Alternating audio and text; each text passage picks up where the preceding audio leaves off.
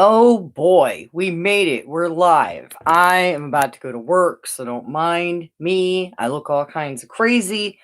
I have a lot of content, and while the snowbirds and holiday people are in town, I have been like incapable of running live streams unless it's way early in the morning or super late at night. Okay, so we're gonna give this our best shot.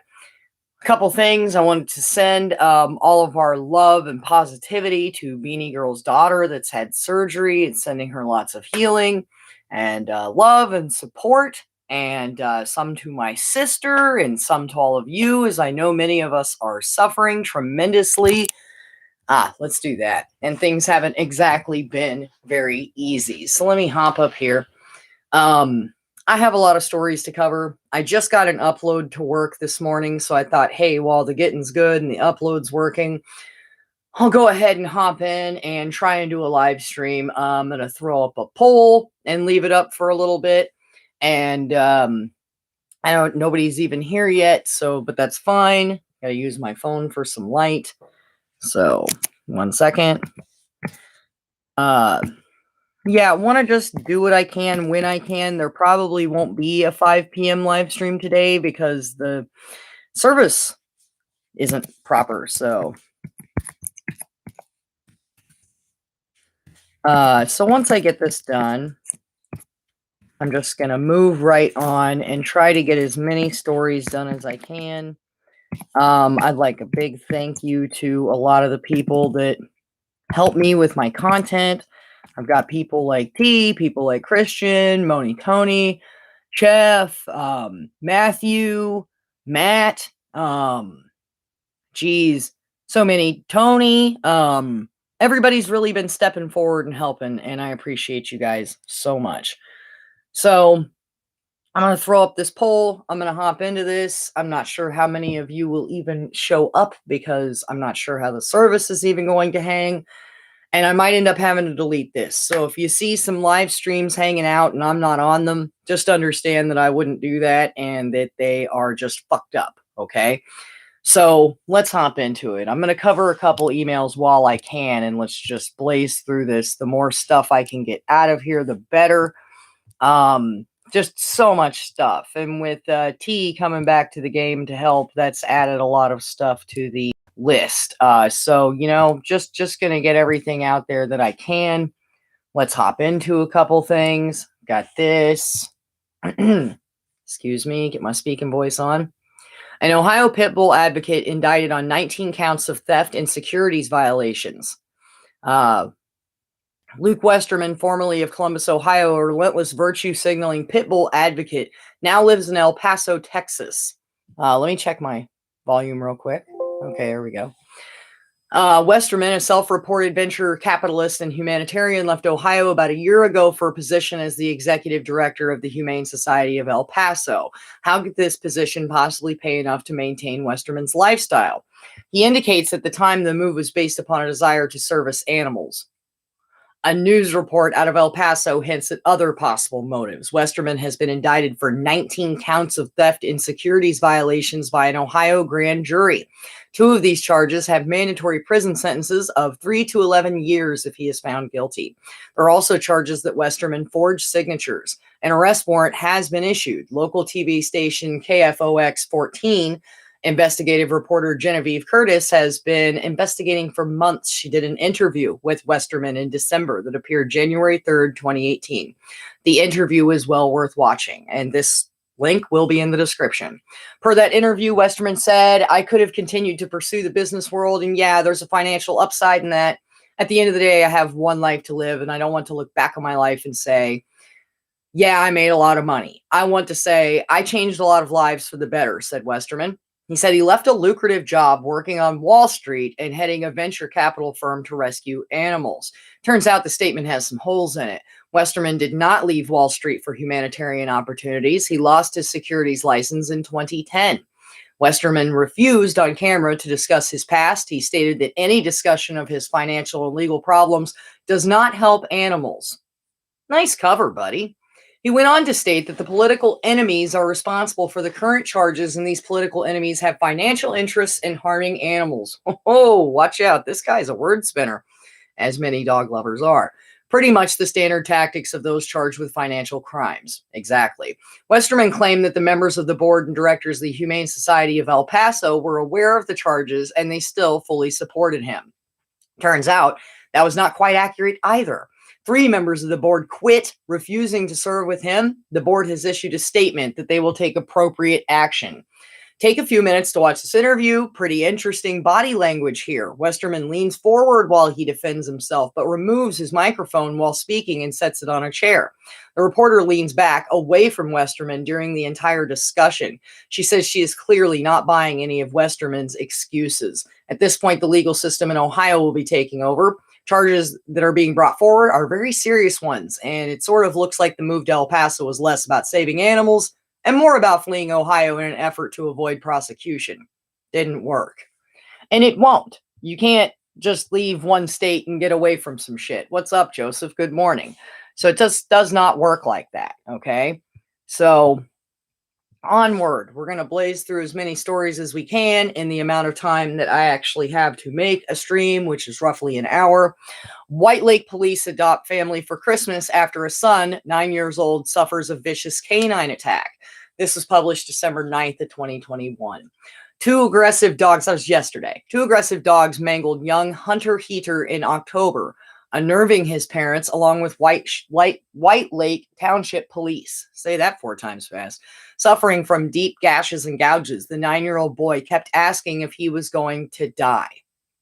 Now, I had a weird commenter this morning on another video on YouTube that was like, you know, if you really cared about humans, you would be saying humans are garbage, not dogs. Now, I've talked about humans in the past. I've done a lot of forms of activism, but this is the kind of stuff that people want to pretend is not taking place. He had over 75 lacerations and puncture wounds throughout his body from the 2 dogs, Police Chief Daniel Keller said. Hunter told the officer he didn't want to die, which was heartbreaking to hear. No 9-year-old should have to go through what Hunter went through. The White Lake Police Foundation has adopted the Heater family for the holidays, making sure their Christmas morning is as bright as can be. I knew that Hunter and his family were going to need help through this tough time, Keller, president of the foundation, said. They shouldn't have to decide between opening presents on Christmas morning or paying medical bills, so we adopted the Hunters as part of our Christmas family. Father, Tyler Heater, a factory worker, and his wife, Rachel, a stay-at-home mother and school volunteer, are very appreciative. It's probably in my life the only time I've ever received help like that, Tyler said. It's the last thing I thought they would do. The Heaters, who feared they were going to lose their child, are still concerned about the future. Hunter has continued to improve after more than 200 stitches on his face, arms, legs, neck, and more than 40 staples to mend a fractured skull. He's walking and playing video games again. He's on a strict time-consuming, twice-a-day scar regimen to minimize the marks on his body. Yet the emotional and mental wounds also seem deep, meaning terror and nightmares for the child, and spotty attempts to return to school or be amid large groups of people. The child was known as sweet and compassionate and forgiving. He feels most safe when he's with his parents. He and his family are working with a therapist. He was attacked by 2 large dogs when he visited a friend's house and was playing on a trampoline after the October 13th school day. You guys remember this story, right? This is the update. Rachel Heater said her child has shared bits and pieces of the ordeal. And according to the police report, the dogs were supposed to be crated inside the home while Hunter and his friend played in the yard. The boys were jumping on the trampoline when the dogs ran into the yard and attacked. Heather said her son didn't even have a chance against these muscular dogs. I knew we lived in a good community, but I wasn't expecting everything I've been getting. Asking or accepting help is difficult for me. I kind of just had to step back and realize this isn't about me. It's about him. All right. So there's links in here for PayPals, GoFundMe's, and everything else to try and help this young man with his extensive medical expenses and everything else. Hey, Joseph, it's just you and me today so far, but that's okay. Other people can watch it later. Like I said, I kind of assumed not many people would be here for a pop-up. They're waiting for me at 5 p.m. And I'm afraid I'm not going to be able to do a live stream at 5 p.m. So we're just going to do it. And like I said, I've got work, so I'm just going to blaze through while the getting's good before all the snowbirds wake up. Mobile woman shoots a pit bull during attack, searching for her lost dog. This was also of December 9th. A Mobile woman says she was forced to shoot and kill a loose pit bull that was attacking her dog. It happened last night at the Avalon apartment complex. Tatiana Rayford says she watched in horror as a pit bull lunged after her 9-month-old Shih Tzu. He had him by the neck for a while. He was just slinging him around. It's really hard to have a dog for emotional support and watch that happen. So it was really traumatic for me. Says she fired her 9mm handgun and shot the pit bull, which died as a result. And in the commotion, the little dog bolted away. She searched into the night and all day for him. I still have not had sight of my dog. Mobile police say the pit bull owner told the responding officer the dog simply got away from him while they were walking. And because officers didn't witness it, a citation is not being issued for violating the leash law, even though he just admitted out loud that the dog got away. It should be a failure to control. Rayford showed us her lease agreement clearly states pit bulls are not allowed at that complex at any time, and a person in the front office told us that they didn't even know it was there. Pretty common of them to do. I'm really hoping that I'll find my dog and it's safe and that he's not, too injured or anything. I'm hoping someone may find him. Hopefully there will be a good person to turn him back in.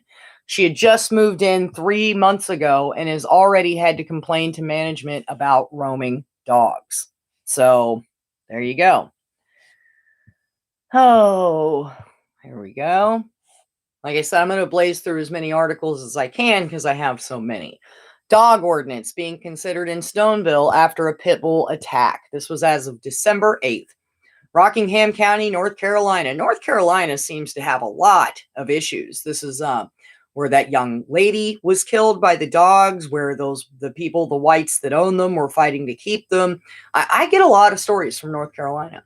Owners of certain dog breeds could soon pay a registration fee if they live in the town of Stoneville.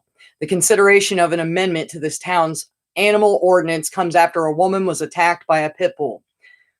She tells Fox 8 she took her dog out for a walk on a warm day in November. The neighbor's pit bulls came running toward her and attacked her dog. She lost part of her finger trying to get the two dogs apart. I was there the day this happened, and it was one of the most terrifying things I've ever seen in my life. I just happened to go to the front door and heard the screams, said a neighbor at the town of Stoneville. And she was at the council meeting. This could have ended a lot worse than it did, so we're just taking steps to make sure that we have things in place to prevent it. Webster presented an amendment to the town's animal ordinance at the meeting after hearing concerns from the neighbors. The amendment would require all owners to register their animals with the town. If it's a vicious or dangerous dog breed, they will pay higher registration fees. The amendment also updates leash and muzzle requirements for certain breeds of dog. The town council will make a final decision on the amendment and what the consequences people could face if they don't follow it at their meeting Tuesday, December 14th. So in 4 days, they will be going to court to make some decisions on this. So let's just hope things go well.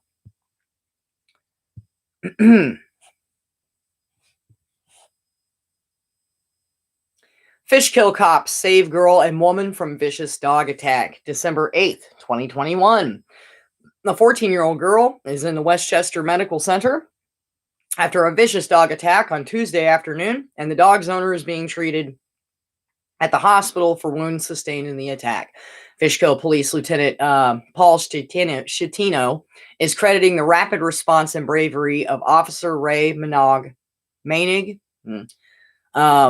with saving the lives of the girl and the dog's owner. Officer Menig responded to Thomas Avenue for a report of a dog attack on December 7th. According to the lieutenant, Paul Schettino, the officer arrived and saw a dog attacking a child and an adult in a wooded area between Thomas and Gearing Park. Menig immediately grabbed the dog and pulled it off the victims, risking his own personal safety. He pinned the dog to the ground and held it there until help arrived. Moments later, Sergeant Zabrowski showed up and assisted his officer until the dog could be restrained in a canine crate. I don't understand all this work and why they don't just put it down. It's attacking two people. The police investigation revealed the dog was being walked by the owner. When it saw the teenage girl victim walking, the animal broke free from its owner and immediately started attacking the child. The report indicates that the owner attempted to protect the girl by covering her with her own body, resulting in the dog attacking its owner as well. That's how determined these things are to hurt children. But the dog owner and the teen victim, both, were transported by EMS to the hospital with significant injuries. The 14-year-old was subsequently transferred to another hospital for additional treatment. Lieutenant Schettino said the animal's being housed at the Dutchess County SPCA and an investigation is ongoing. A cop showed up and seen the dog attacking two people. What investigation? Okay. Exactly, dump dogs, and welcome. I'm glad to see you. It's like just you and I and Joseph, but I don't think I'm going to be able to do the 5 p.m. live stream. We've got a lot of snowbirds in town because of the cold weather, and my service has been shit. And it took me almost a day and a half to upload the video I uploaded this morning. So I've got so many stories, so I'm going to blaze through them and get this done.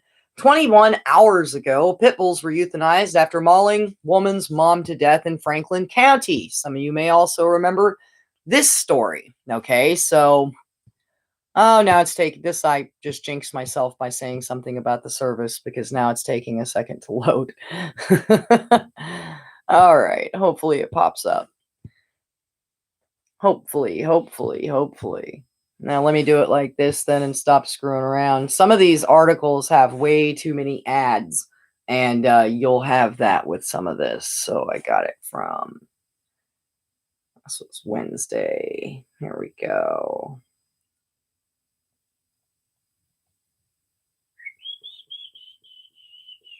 Excuse me. There we go. I'll pull it up here. Like I said, some of these articles just have way too many ads. All right. The two pit bulls and mixed breed dog that had mauled a woman to death earlier this week in Franklin County have been euthanized. Small celebrations. I don't know why it takes them so long to do this shit. Leanne Gratzer of 61 years old was killed Monday near St. Clair, Missouri, outside of her daughter's home. The dogs were in a yard that had an underground invisible fence. No one witnessed the attack. Gratzer was found dead in the yard. The daughter lives next door to Gratzer in the 2400 block of Highway TT East. Sheriff said he couldn't find any record of past complaints to county officials that the dogs had ever been aggressive. Who gives a fuck? And Gratzer never had an issue with them before. Such a bad situation, Pelton said. She'd been around the dogs numerous times. I don't have an answer as to why the dogs attacked her. Because that's how they are. They're okay, and then they're suddenly not, and they kill someone. Gratzer's husband, Bruce, declined to comment. Two of the dogs were male pit bulls. The third was a female mixed breed. Gratzer's daughter and the daughter's roommate owned the dogs. Man, the daughter called the mixed breed my baby girl in a post from September after the dog ran off in a storm. It was reported to 911, and by the time deputies arrived, the owner had put the dogs away in kennels. A vet came and euthanized the dogs. The owners were also in agreement. This, unfortunately, is rare. A lot of times these people want to defend the dogs. It doesn't care if they killed their mother or not. As to the owner's responsibility, sheriff said they'll be submitting their report to the county's prosecutor for any decision about charges. Deputies are waiting for a final autopsy report with toxicology results. The funeral is scheduled, so there's that. And, that's that. All right, so let's get into this. This is the actual original article, okay? 61-year-old. I don't know if we really need to cover this, but we will. She died Monday afternoon after being attacked by a group of dogs outside of a relative's house. They'd found the victim, Leanne Gratzer, laying in the front yard. She was walking to a nearby relative's home when she was attacked and mauled. 3 dogs were involved in the attack, 2 males and a female. 2 of the dogs pit bulls, 1 a mixed breed. I cannot confirm the relationship between the dog's owner and the victim, but we know now from the update that it was her own daughter. I like how this stuff just moves right along. Yeah, pit bulls do that the most, and that is a pure fact, okay? Let's see here. I was about to say, I thought about messaging some people and being like, yo, get on the live stream. And then I'm like, you know what? Whatever. People watch them a lot afterwards, so it's no big deal. All right. So now we've got this. Like I said, I'm going to run through at least another 20 minutes of stories and get some of this caught up as my service has been so fucked up I haven't been able to do shit. Dog owner is charged with the murder of a 9-year-old girl that was mauled to death by 3 pit bulls in Detroit. Okay. And this article comes as of, okay, this might have been the 2019 one, but we were like, hey, this is interesting enough. We need to talk about it. The owner of 3 pit bulls that mauled a 9-year-old girl to death in Detroit area has been charged with murder and is being held on a $2 million bail. Pierre Cleveland, 33 years old, kept his head down during his Thursday afternoon arraignment. He was charged with second-degree murder for Monday's dog attack that had killed Emma Hernandez. He quietly uttered a few words to Emma's family. My condolences to the family, Cleveland said. Cleveland is accused of letting his 3 pit bulls run loose in his backyard before going to the store. The dogs escaped the yard and viciously attacked Emma, who was riding her bicycle in the area. The allegations are that the defendant was harboring dogs that he knew to be vicious, that he knew to be aggressive. And in the middle of this article, they have some propaganda of a dog snuggling up on somebody like, hey, don't worry, we know they attack a lot of people, but look at this one snuggling someone, so it's okay. Prosecutors said animal control officers got a complaint about the same dogs last year. The evidence will show that these dogs have escaped multiple times, even a week prior to this incident. Cleveland's attorney, Greenwood, argued her client didn't intend for any of this to happen and has asked for a lower bond. We feel he would be a good candidate for a nominal 10% bond with maybe a GPS tether. Instead, the judge ordered a $2 million cash bail. I think it's outrageous, Greenwood said, the lawyer. Cleveland is facing a large possibility of many years behind bars. And yeah, so there you go. They got the whole arraignment in here. And as usual, I will add all these descriptions in tonight for anybody who wants to catch them. All right. Let's see. I got this image here. Oh, Lordy. This went along with this damn zoophile shit. Okay. And I hate even covering stuff like this, but it's a damn comic strip with a up at a human. And the human says, I rescued this dog from a disgusting zoophile. They were the poor dog, and it can't even consent. Then it shows the dog talking in its thought bubble. This is all so fucking dumb. Stop assuming I didn't consent. You can't understand my words anyways. My partner knows me and understands my body language. Just leave us alone. We were happy. I miss my love. I want to go home. It curls up in a ball, and it shows the human saying, see, the poor dog is even crying. It must be so traumatized. Give me a fucking break. These people make me sick. Moving on. I had so much content for zoophilia and bestiality this week that it was unreal. If you look in the upload that I put, the video I put up this morning, it's got, excuse me, hold on. Shut up. Drop the weapon! Shut up. Send the dog! They're trained to attack at a moment's notice. Ray, pocket! Police dogs. We don't need this. There we go. Sorry about that. I already watched part of this. They just show a clip of people training fighting dogs. In the video I uploaded this morning, so much content about this and links to all of their weird groups. And, they start a group and open up a forum and a page, and then it gets shut down. And then they have to open another forum and a page, and it just kind of never ends. This article came as of November 4th, 2021. Several biting instances are raising criticism about the practice of unleashing police dogs on suspects. Inside Edition spoke with the 2 men. God, they've got a lot of ads on this article. Lordy B. Okay. Spoke with 2 men who say they were left badly scarred after canine handlers unleashed their dogs on them. Police dogs are trained to attack at a moment's notice and can run down suspects in a matter of seconds, making canine units an important tool for the police departments across the country. Wearing special protective suits, professional dog trainers like Josh Jacobson and Mike Albruzzo from Fearless Canine put on a demonstration to show Inside Edition's chief investigative correspondent Lisa Guerrero how serious bites can be when police dogs attack. If you weren't in this suit, just think of what would happen to your arm just now. Probably with a dog that size, he could have broken my forearm. They're saying it. Some police departments are coming under fire for how they utilize some of their 4-legged members. In Salt Lake City, police were responding to a domestic violence call when Jeffrey Ryan say the dog clamped down on his leg for 30 agonizing seconds. Ryan says he was already on his knees. We remember this story. I covered it. And so I believe IHD did too. With his hands in the air when a police officer ordered his dog to attack. He showed Inside Edition the scars left behind where the dog had bit him on his leg. The officer involved in the incident was arrested and charged with aggravated assault. He has denied any wrongdoing. Although we even seen in the video, the guy was already down on his knees, already had his hands up, and then he sicked the dog on him. And then in true weird dog people fashion, it's good boy, I'm so happy you fucked that guy up. Richard Bailey says he's lucky to even be alive after police officers in Lafayette, Indiana ordered their dog to attack him. The officers were responding to a 911 call about a man allegedly drinking and attacking 3 people. Bailey's attorney, Fatima Johnson, says her client was already on the ground with his hands behind his back when the dog was unleashed. This is a pretty common thing they do. They want to see the dog hurt someone. They're sick in the head. The dog can be seen gnawing on Bailey's neck in disturbing body cam video of the incident. He doesn't have a chance to defend himself, to protect himself. And by the way, if you do, you get in serious trouble. And for 37 seconds, they allowed it to happen. They let the dog rip at his throat. The officers were cleared of any wrongdoing by a special prosecutor, and the chief of police says Bailey was resisting arrest.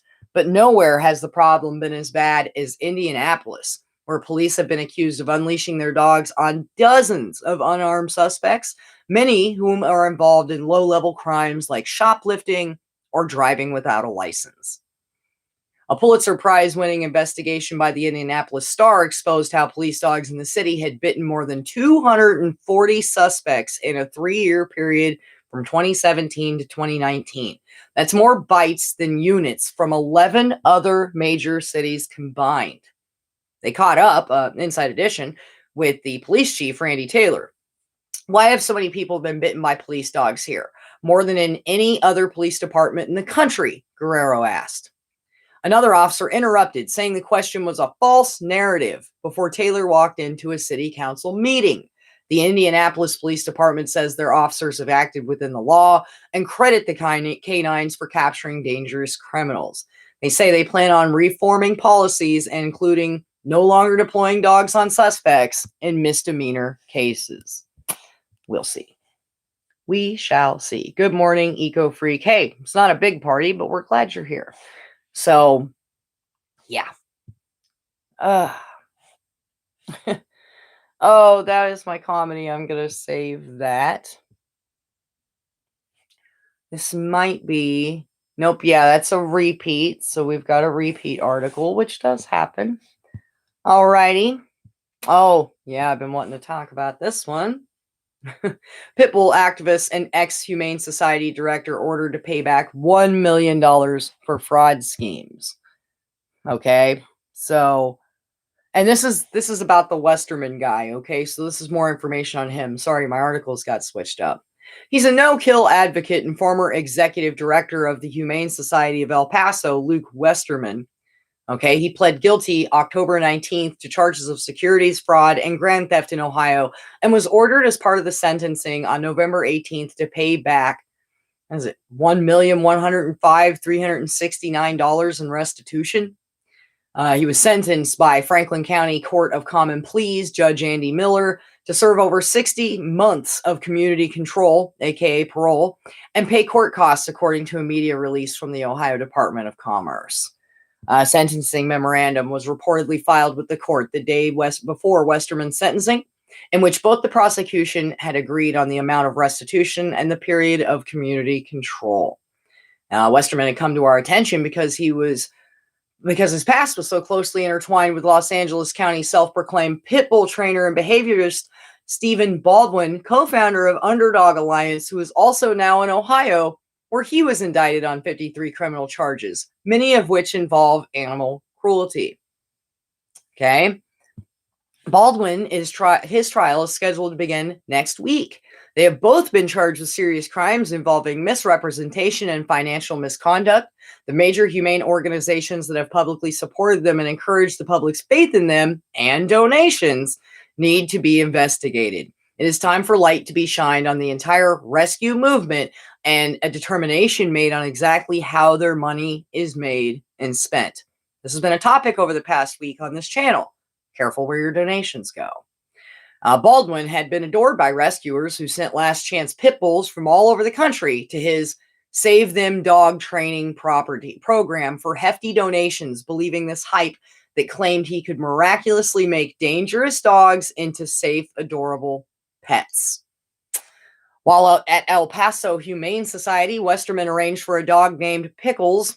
Sorry, guys, I like to call them other things, but for the sake of professionalism in this article, to be sent to Baldwin for rehabilitation funding, which was solicited through a public donation campaign, okay, with no posted indication of the final amount that was collected.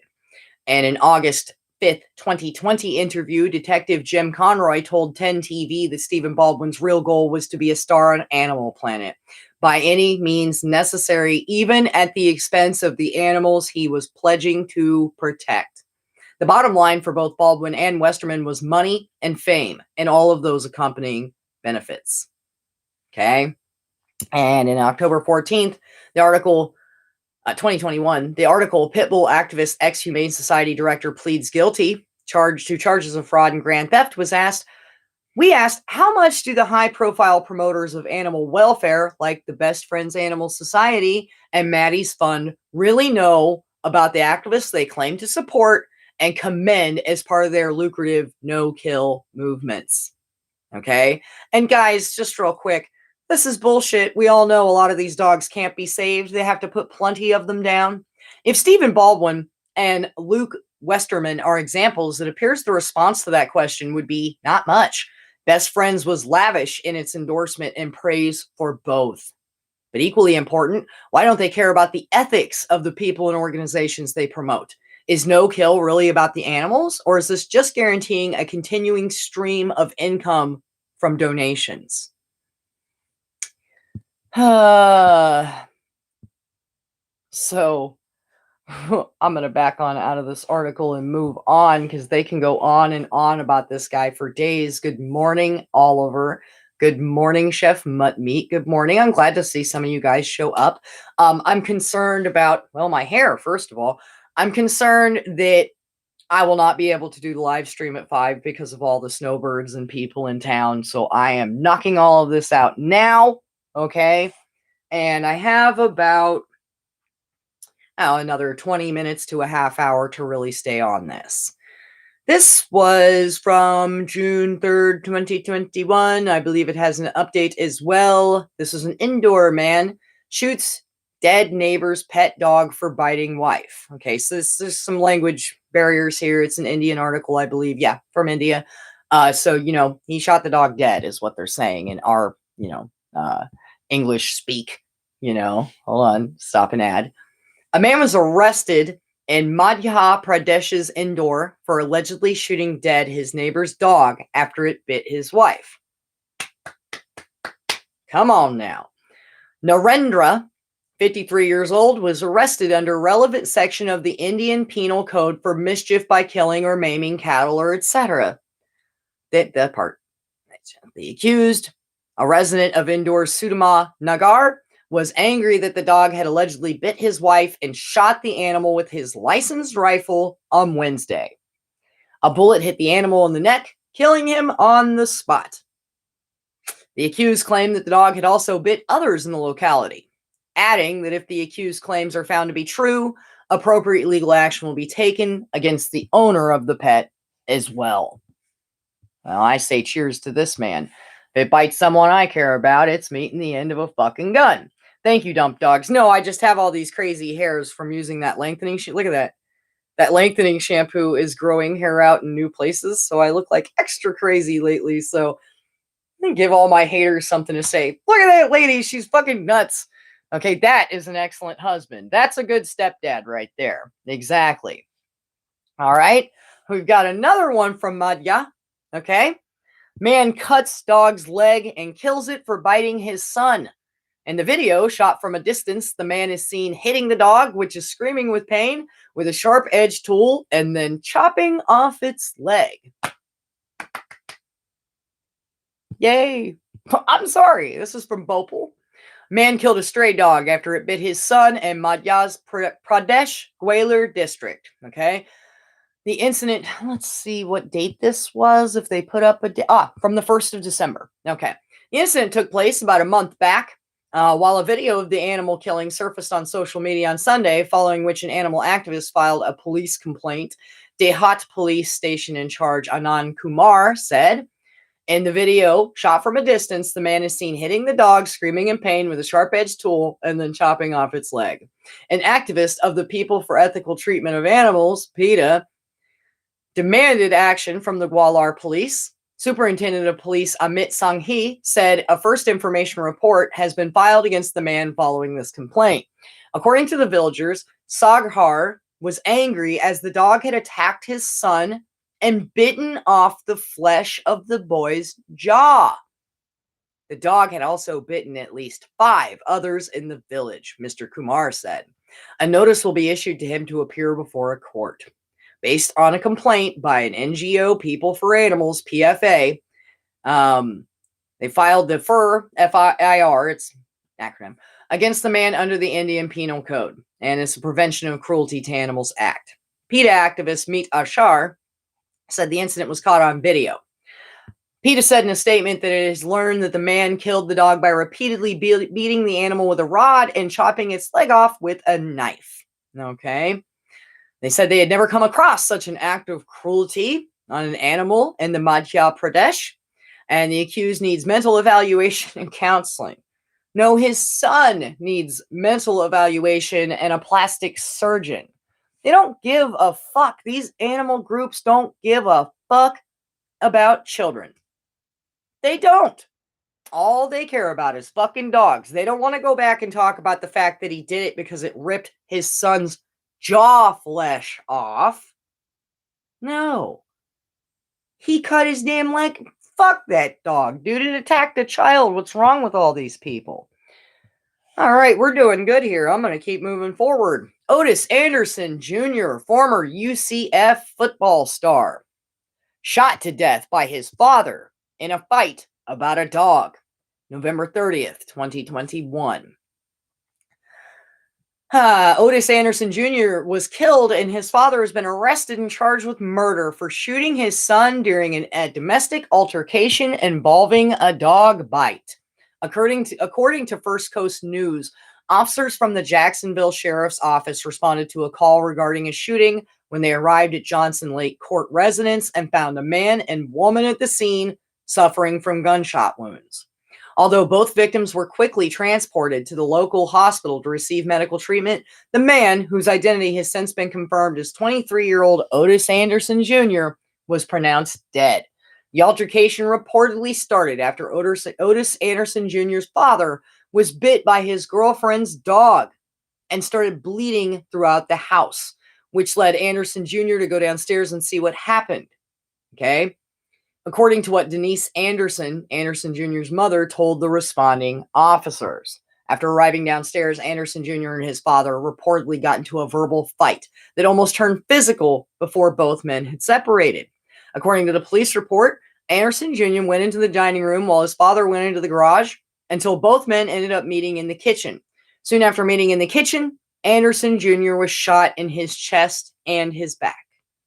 Both Anderson Jr. and his mother were rushed to the hospital, where Anderson Jr. was pronounced dead and his mother was treated for multiple graze wounds before being released.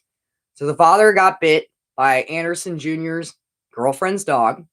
The mother obviously tried to intervene and she caught some graze. Nice. Otis Anderson Sr. was arrested at the scene and booked into the Duval County Court, where he's being held with no bond. He has since been charged with 1 count of first-degree murder and 1 count of first-degree attempted murder. The men and women of the Jacksonville's Sheriff's Office join me in mourning with the Anderson family as they deal with last night's incredible tragedy. While the investigation continues to be carried out, we would encourage everyone to keep the family in your prayers as they work through this difficult time. They don't bring the dog back up. Did the dog die? Good morning, Kenny. Good morning, Queen Cat. Yes, I know. Hi, Indigo. Good morning. Good to see everyone. Like I said, I didn't think it would be a highly attended live stream, as most people are waiting for me to be up at 5, but I don't think I'm going to be able to. In fact, I expect for my service to start fucking up here soon. Dog kills 1 sheep and injures 3 in a meadow attack. This is from Worcester News. And this was posted. Shut up, ads. I get so angry at these ads. This is from the 30th of November. Okay. The attack, which happened at Nash's Meadow, left 1 lamb dead and 3 ewes injured. Following the attack, the owner agreed to pay the farmer's vet bills, but was reminded that sheep worrying is illegal and dogs should be kept under control. They've been getting far more strict about cattle worrying and sheep worrying. Now, we covered this in a video briefly. Basically, this is where you're allowing your dogs to bark, upset, roam off leash, and even if they're not attacking cattle, worrying causes issues. A lot of these animals, like sheep, for example, they will run themselves into fences. They'll catch themselves up in barbed wire. They'll trip themselves up in a ditch. They get hurt just from these things being around. Rob Allen, Reserves team leader for Worcestershire. Moving on. Wildlife Trust, which owns and manages Nash's Meadow, said, "We're very lucky the farmer whose sheep grazed this site was on site and that more damage wasn't done," which means he killed the dog. "We asked people to keep dogs on leads on all nature reserves in order to keep wildlife safe. Whilst this helps the less visible animals like ground nesting birds during spring and summer and mammals like the dormice that spend autumn and winter hibernating at ground level, it also helps to ensure that livestock is safe." The dog owner in question agreed to pay the farmer's vet bills that have arisen due to his situation.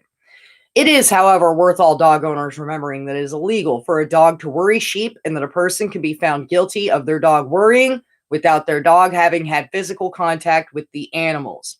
Sheep, cattle, and horses are used to graze many of the Trust nature reserves during autumn and winter. The grazing helps to control fast-growing grasses, which allows delicate wildflowers to thrive.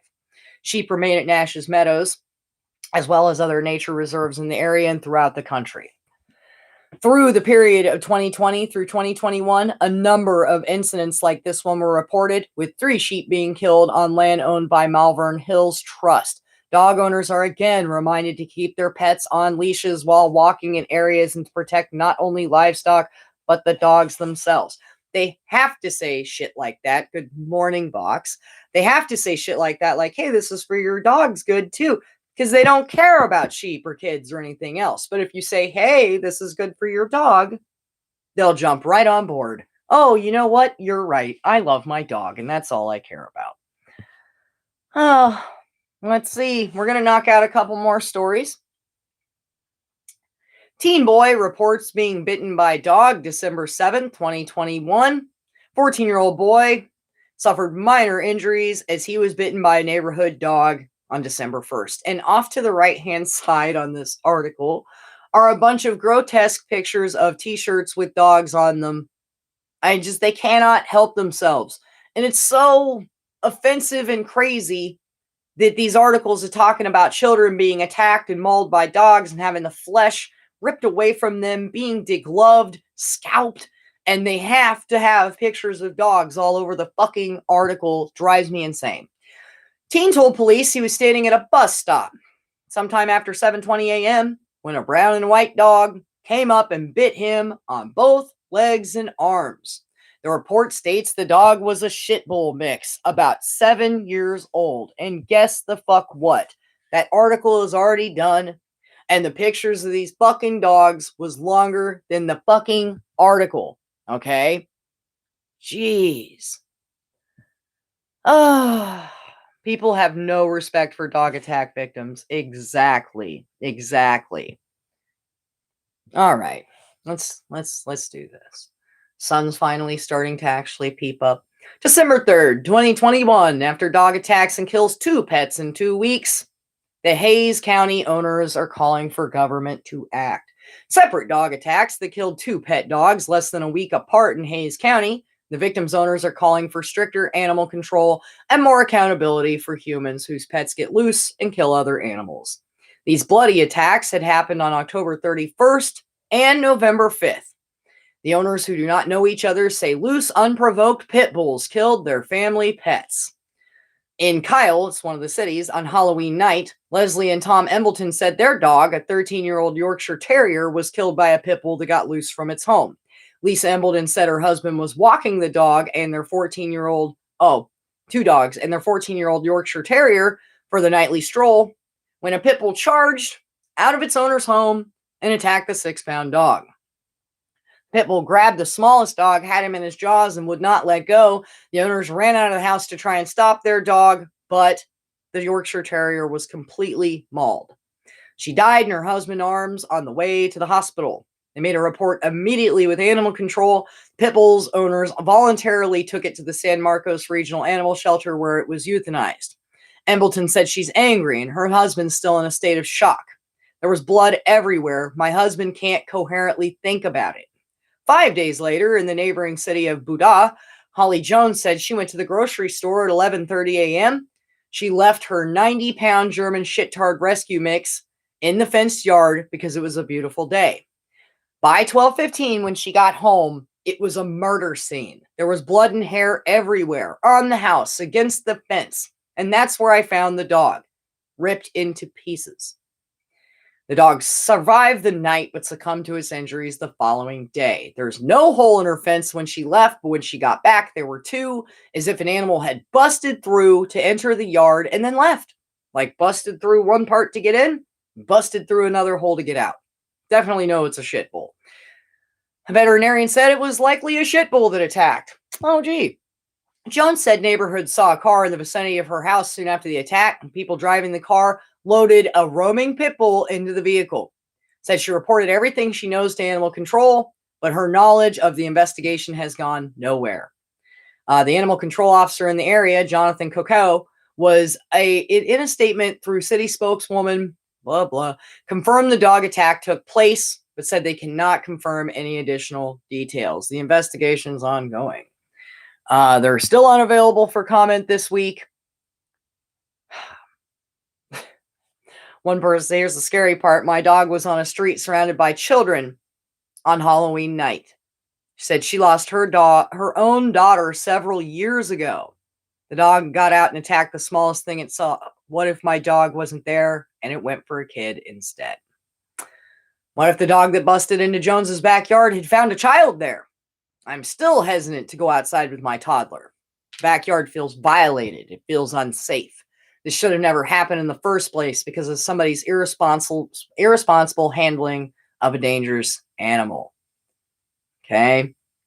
In light of the dog attacks, Embleton and Jones are saying they want stricter local and state laws. Okay. Dangerous dog label makes no mention of a dog attacking another dog. And under the same ordinance, however, a dog can be declared a public nuisance. That's if it attacks another domestic animal, damages property or someone other than its owner, chases cars or bicycles, intimidates people passing by, or excessively or repeatedly barks or whines to the point that it's annoying other people. Well, that'd be every one of my neighbor's dogs. Violation of the dangerous dog or public nuisance ordinance, which is a Class C misdemeanor, is punishable by a $500 fine. Oh boy.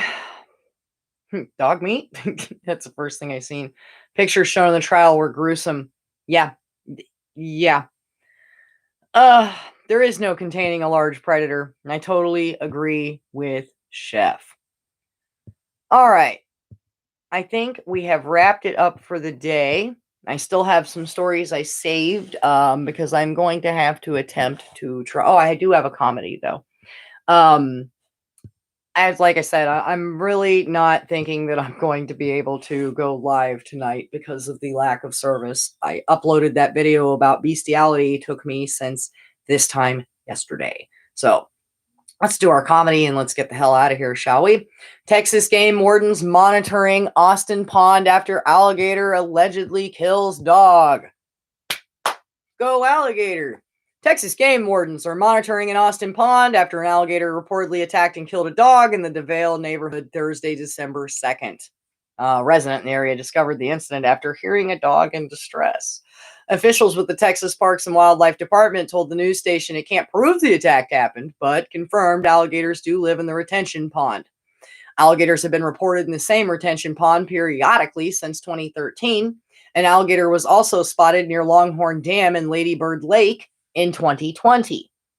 Game wardens will reportedly, stupid ad, continue to monitor the area and work with the community on how to best go about dealing with the alligators. The warden said removing the alligators is the last resort. Yeah, well, at least in Texas, they have a little more common sense. They're like, we're not removing all the alligators because of a fucking dog.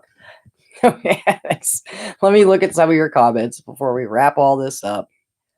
And we don't have a moderator today, so that's okay. Everybody's been busy, and poor Beanie Girl, like I said, everybody keep her in your thoughts and send her lots of love and healing energy. Her daughter had a big surgery, and then she had not a negative reaction like severe allergic reaction, but she was like vomiting from the anesthesia, and she had a really rough time. So I knew Beanie was going to be asleep. So let's see. Dog ownership is legalized murder. Glad charges are being pressed. I agree completely, Chef. Dump Dog says dog ownership is terrorism. And, that's really the way I see it. I shouldn't have to watch these things escape all the time and suffer and listen to all of this crap and have to. It is being threatened 24/7 as you walk down the road. So. And good morning to everyone. And so glad to see all of you. Kenny, it's always good to see you. Dogs that kill livestock should be eaten ASAP is compensation. Chef, I can't say I disagree, although I ain't eating no more fucking dogs. I've already done it. It's disgusting. You get the shits. They're just disgusting. It's kind of like eating a racehorse. To protect dogs themselves, yeah, so let's shoot all of off-leash on site. I agree. Vox says, I'm stuck doing overtime today. Grr. I'm sorry. I've got to go to work too, to be honest. And Dump Dogs makes a good point. I've noticed these people don't really love their dogs. I agree. Totally agree. Hi, Christian. Good morning. I'd almost missed you in there. And what else we got? Hey, Kupak, what's up? No. Yeah, we are live right now. I don't think we're going to be able to make 5 p.m. if the service has been horrendous. Snowbirds and people in town for the holiday, so we need to remember this for next year. Nanny alligators. We need to remember this for next year. A week before Thanksgiving and on up into Christmas, I'm going to have a lot of time going live, so you can look for uploads. I'll be sneaking in lives when I can. Let's go to our poll, and we're going to end it. Fortunately, only 13% of you actually have to live with a dog. So I'm really glad to hear that. I'm going to run that poll again on another live stream because I know there are people that do. And we have lots of younger people that live with their parents that are stuck with them. I know a few of you that have partners that have dogs that have to suffer with them. Me personally, no. Thank goodness. I even have strict rules about it. I had someone trying to look at my house to talk about renting it. And the first thing I said, I was like, no dogs, no dogs at all. And they're like, no dogs. I'm like, no dogs. Like, I don't even want pets. No dogs. So, it's a whole thing. Let's see. I'm about to get the fuck out of here and go get to work. I need to eat something too before I go. So, from the bottom of my dog hating heart, I appreciate every single one of you.